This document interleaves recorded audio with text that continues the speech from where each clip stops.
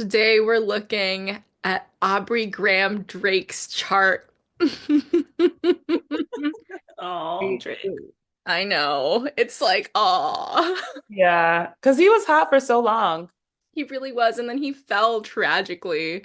And then Kendrick dragged him. Or did Kendrick facilitate his fall and then continue to drag him? Unclear to Mm. me. And the story isn't over, right? It's not. It's far from over. And actually, we're in a retrograde cycle right now that it really touches both charts very personally.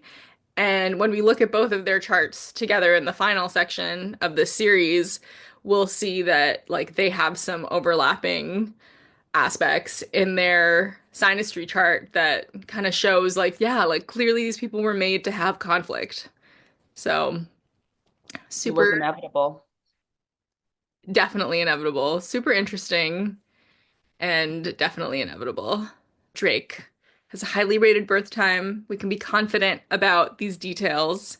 He was born Friday, Venus's day, 24th of October, first day of Scorpio season, 1986. In Said he's Toronto. a lover boy. Yeah, yeah. And like, oh my gosh, like hours into Scorpio season, 2:31 a.m. in Toronto, Ontario, where I currently am. Your brethren. So Drake, yeah, early Scorpio. His sun is over here at 0 degrees, 33 minutes of Scorpio, like in that first degree, super sensitive Scorpio. And his rising sign is Leo. So that puts Leo in the first house and sets up his whole chart. So his birth time is super important because Leo, the ascendant is at this really sensitive last degree of Leo. That's super fascinating because yeah, his ascendant is in this last degree of Leo, and then his sun is in this early part of Scorpio. And Leo and Scorpio are both really performative signs, and they're very passionate, they're very intense. They have a lot of like overlapping qualities in the sense that they're both very um, attuned to a specific outcome and a goal, and they're very determined. And also, they clash in some ways because Leo is very interested in being seen and being out in the world and kind of like flexing. And then, excuse me, Scorpio is very much about secrets and hiding a little bit and like having your own protective cave and like doing deep internal work. So, Leo and Scorpio complement but also contrast each other in really interesting ways. So, we've got Leo is the first house, which means that the ruler of his chart is the sun in Scorpio at this sensitive early degree of Scorpio. So he's got some really sensitive touch points in his chart, and it makes sense. Were It you makes so saying much sense. It makes so much sense. that like bombastic theatrical energy that's also very brooding and Mhm. moody and mysterious at the same time? It's all wrapped up in this Leo Scorpio signature. I heard a story that he once went to a strip club and he brought the strippers back home to his hotel just so he could like read them lyrics. And they were so bad. They were so upset. That's also, I feel like, representative of his moon in Cancer over here, which is Moon loves to be in Cancer. Moon rules Cancer.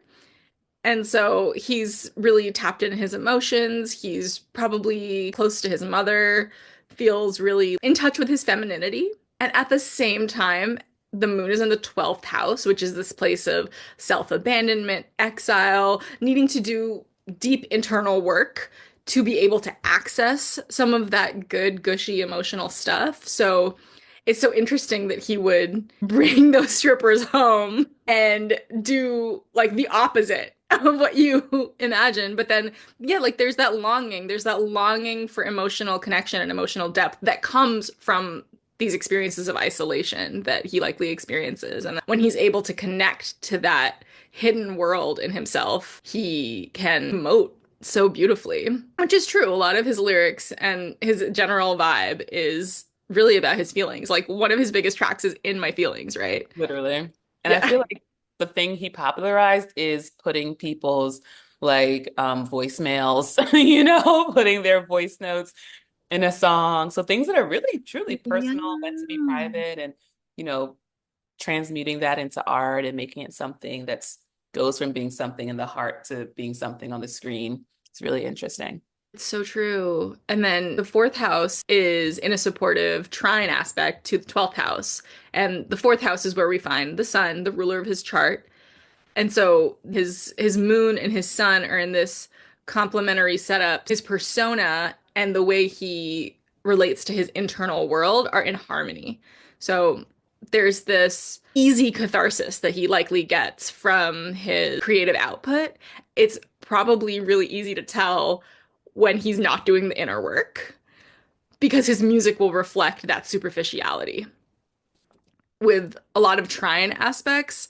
There's this flow in the person's life often, and then sometimes there's this sense that things are always just going to be super smooth sailing in this part of my life, so I don't have to try very hard. And so things can tend to be a little bit on the surface sometimes if you've got a lot of trines.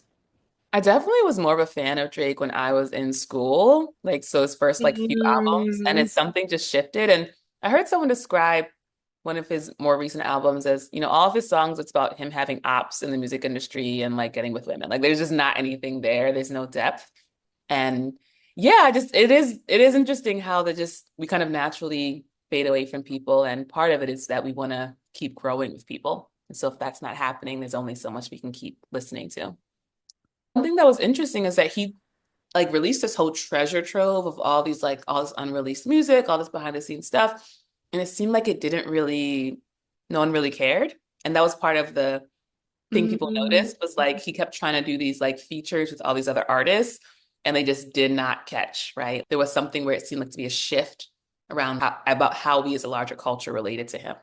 Last hit I remember from Drake was the Call Me on Your Cell Phone one. You used to call me Hotline on Bling. Hotline Bling. That was what, 2016? That's Yeah, a good 26, almost 8 years ago. 2017. My gosh. Okay, so 31 would have been the eighth house with Jupiter and Pisces, which is a really nice placement.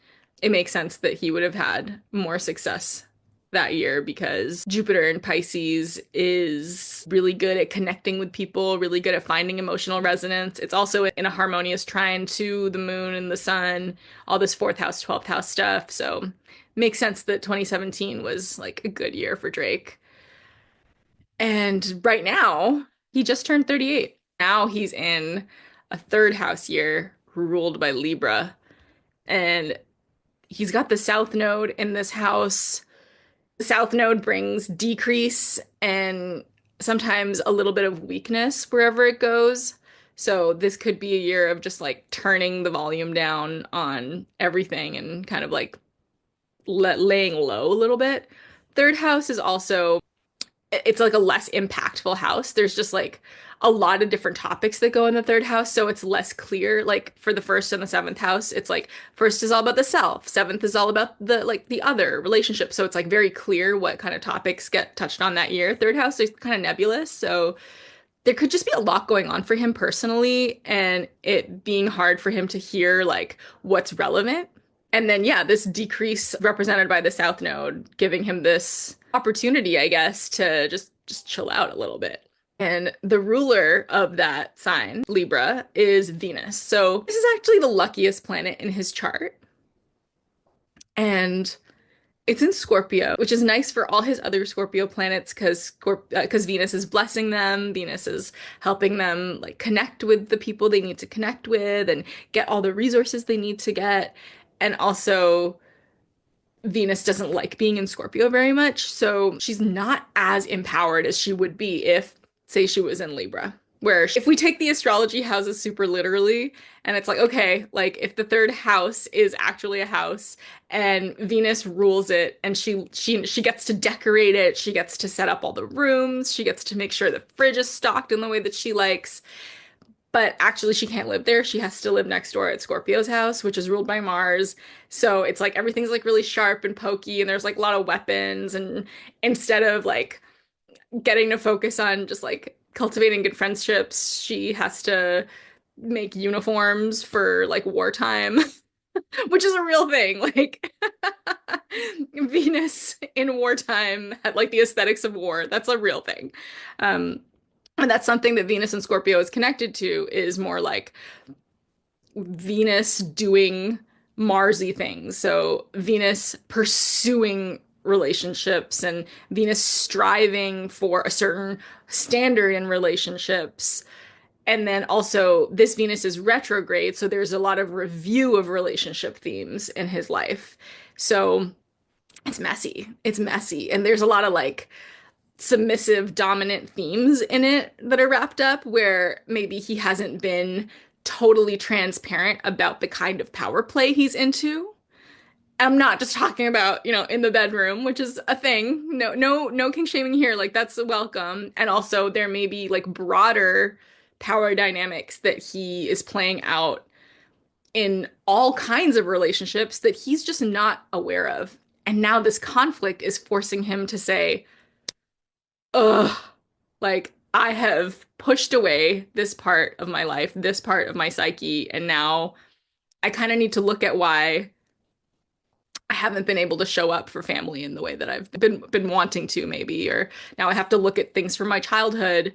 Fourth house is very much about like early life, family of origin. Now I have to look at this stuff that like really didn't sit right with me from childhood, and it's affecting my ability to actually show up for like my children. Like, how am I going to be with that? It's going to be hard for him. And because Mercury's there, because his sun is there, it might be easier for him to transmute that into music. We'll see. But it's heavy. And there's a lot of family karma, a lot of family baggage, like specifically family secrets that are wrapped up in this year and the next year for him. I think once this year is over, once next year is over, once Drake turns 40, I think we will see some depth in his music that we haven't seen before. Because Mm. he'll be in a fifth house year and he'll have cleared some of this karma. He'll be moving into some lighter, well, Saturn is also there in his fifth house, but it's his fifth house, which is about creativity and joy, and then it's ruled by Jupiter and Pisces, which is nice. So he'll have hopefully cleared away some of this messiness and entered into some creative output that's more structured and easily receivable by an audience. If that makes sense. It's so interesting because I feel like he's known for having been in relationships with very powerful, very successful women and it not have worked out, right? So Rihanna, even Serena Yeah. Williams, right? And then Yeah. in terms of family secrets, he very famously had a secret baby and he was like, I wasn't hiding you from the world. I was hiding the world from you, you know? And that was like a major thing is like you had a whole ass baby. So yeah, it's so interesting seeing how that'll play out. Yeah.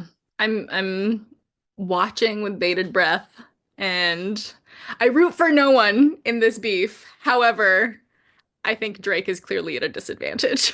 Oh. But He's with the idea that maybe he's into sub dom play and Kendrick is his dom is very interesting. I do think like this Venus retrograde signature in his chart, I think he is submissive. Also, Drake, respect, respect. Like you are a public figure and that comes with its serious challenges, especially because you're clearly a very private person with all this stuff going on in the fourth house.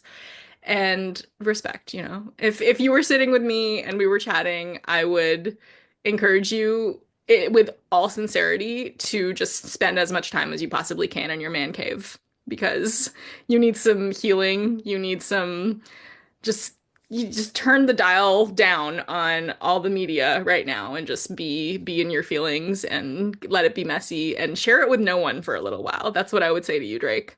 all we can do is hope he listens. Hope the theory listens. Yeah. Yeah. And that's it for Drake's chart. Chimdi, thank you for joining me. Where can people Of find course. you? You can find me on YouTube at Chimdi. If you want some creative coaching, go to my website, chimdiihezie.com. Yay! And you can book a reading with me if you'd like. The link is in the description. And I will catch you next time for a deep dive into the Drake and Kendrick beef. We'll look at the synastry of their two charts together and we'll explore why are they even beefing? What's it all about? The So, answer to the stars. yes, exactly. Awesome. Yay!